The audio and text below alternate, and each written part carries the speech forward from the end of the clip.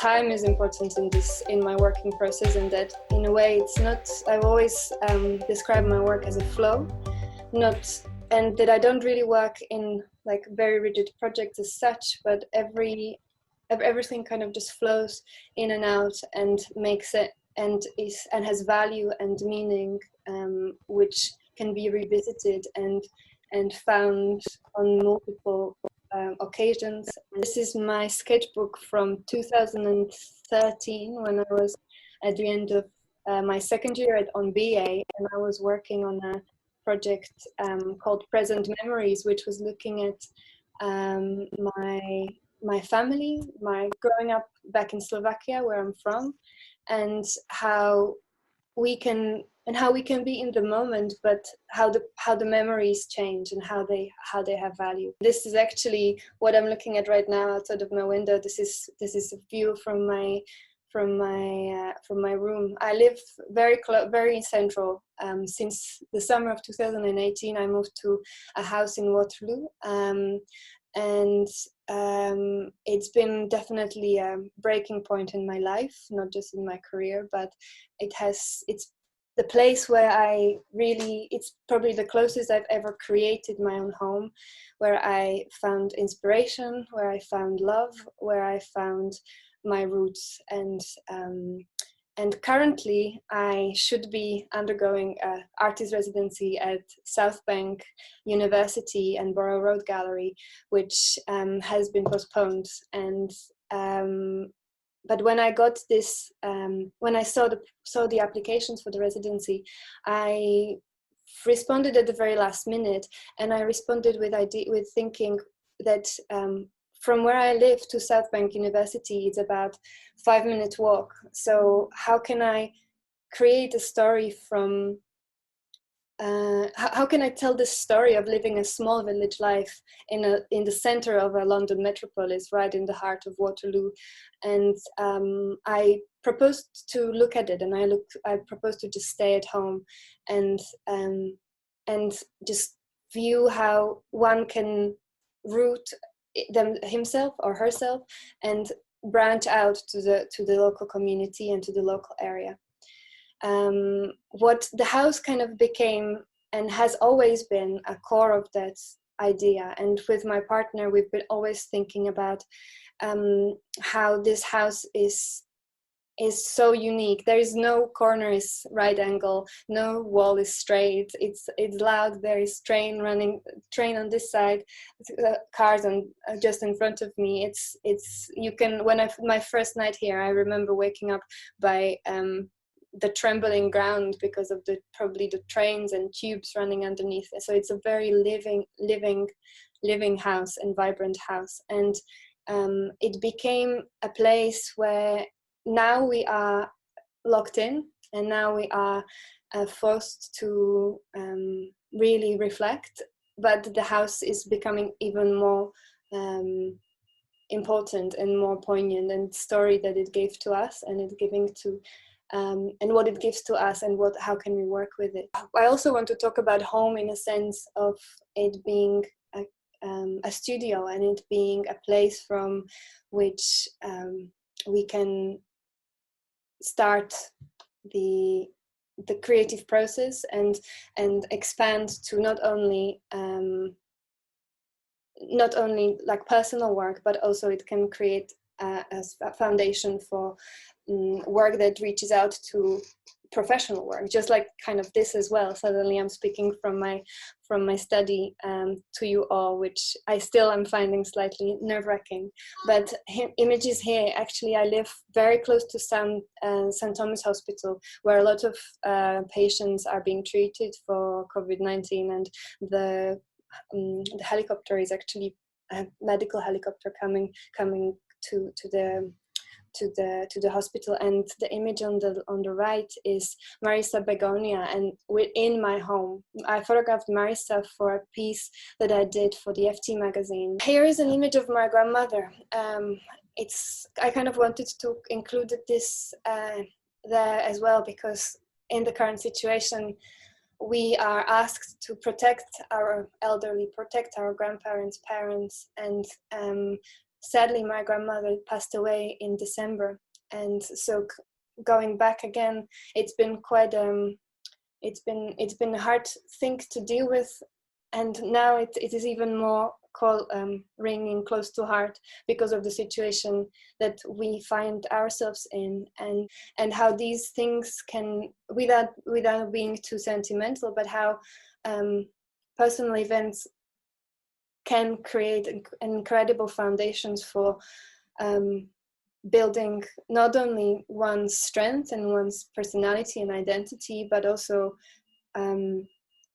how we are able to cope with events like this, and how photography for me is a tool to cope with it.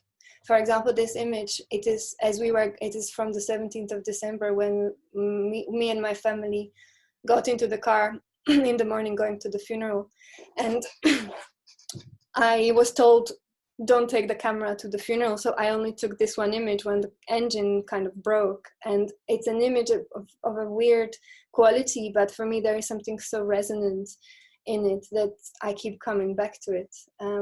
It's not enough for me, that I really wanted to find a purpose, and I wanted to find how that flow, which I was talking about at the beginning, how could I connect the work that I'm doing in Venice to the agency that I am trying to just strengthen and communicate through my work. If you see this image here, definitely not an example of social distancing. It's on top of it's atop of the cruise ship, looking from Zattere when they are going through the big canal in Venice. And it's every time I saw a massive cruise ship, it was like we were the performers. They were looking at us, and it was a strange dynamic. The distance, which was the size, the distance, the slow pace of the ship passing through the canal, and kind of it was very theatrical. And of course, knowing the environmental and humanistic challenges that it creates for Venice, I asked Alma if she could connect me with some organizations there, and so she did, and she connected me with fantastic NGO, non-profit organization called We Are Here Venice, who are they address Venice's challenges as a living city, and they advocate evidence-based approach to policy making. The founder is incredible woman, Jane Damosto, who is a scientist, and when she moved to Venice, she saw this opportunity of kind of seeing that Venice is on a small scale facing a lot of the challenges that the world is facing on a large scale there.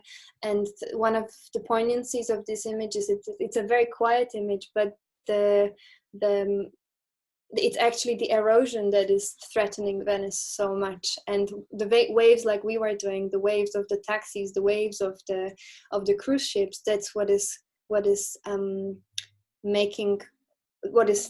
threatening the livelihoods of people who live there. It always comes back to me, and even though I find myself because of my history as a model and having developed eating disorder after that experience, and whole self-image has been distorted, it's kind of now that I am kind of looking back and even more physically into taking photographs of myself and realizing that I am the vessel through which I can communicate ideas and feelings and connect. And it was only at the May 2018, so 1 month before my degree show, that with that June as it is, the book kind of came to life.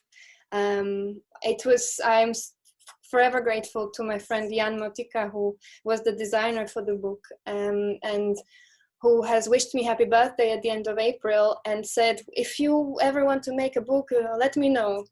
And I said, how about now? And within 2 weeks' time, June was created, and it was sparked from the referendum about EU membership on 23rd of June 2016. And it coincided with my time at the Royal College of Art. As first, it was supposed to be, the Brexit divorce was supposed to be 2 years, as my MA was supposed to be. So I thought, I'm going to take it as a challenge. When I went to the RCA, I didn't want to change my practice, I wanted to challenge it. This is a contact sheet from the day, which kind of going the full circle is from the borough of South Bank. It's just very near of the borough of Lambeth and Southwark. So kind of talking about what I started the talk with, talking about the residency that I am undertaking now, or was supposed to be undertaking, and having a show in May came back to the very heart of where one of the most important images of June was created. And another part was, as I was mentioning earlier, is that I'm fascinated by the generation gap, and by the which was talked about so many times in the news during Brexit and during elections. And I think in any election there is this separation, and now we are again facing a generation gap, and we can, so it's really interesting to bear that in mind. And sorry that sometimes I kind of ramble, but I'm just thinking as I speak, and everything is, and I love how all these things are interconnected, and again, like, the time is not just linear. I think that things keep coming back. And yeah, this, and when I was doing these contact sheets, I had this one day was definitely a breakthrough day, which I was struggling. I didn't know how to move forward. I knew that the work is, by that time I trusted the work, but I still didn't have the words. I didn't know how to make it, how to give it, how to lift it, how to let it fly, how to let it speak for itself. And I had this day when I just printed all my contact sheets, and I was going through them and having this Jackson Pollock moment, just writing on them and thinking of what is the core, when looking at these images, what do I feel, and what is the main thing for which I was, what was in my heart, what was in my guts when I was taking these. And that really helped me in creating the final choices and in editing. And one of the last images that I think there are two more, which one of them was definitely the Grenfell Tower experience, the Grenfell Tower event, the disaster, and how realizing, again, kind of this one really takes me back to the very first, where I was talking about material, and how material can become homage to what it's being depicted, and sometimes less is more. The burnt negative, which was created because I was so morally, I was questioning whether I can or should or shouldn't take an image of the tower the day after, like the morning after the fire. I was writing my dissertation at the time on empathy. I think there is, here is the first page from my thesis on empathy during time of political crisis. And this happened a week before my due date, and I was living very close, so I went to volunteer, and I was so moved by the community, by the strength and togetherness of the community, and which was so jarringly different to the immediate response from, I mean, not just immediate, but it still seems very sluggish, the response from the government and from the council. And but I was still feeling very torn about taking an image. And so when I was finally about to take an image, instead of opening up the curtain on my rangefinder, I opened the back of the camera and burned the negative.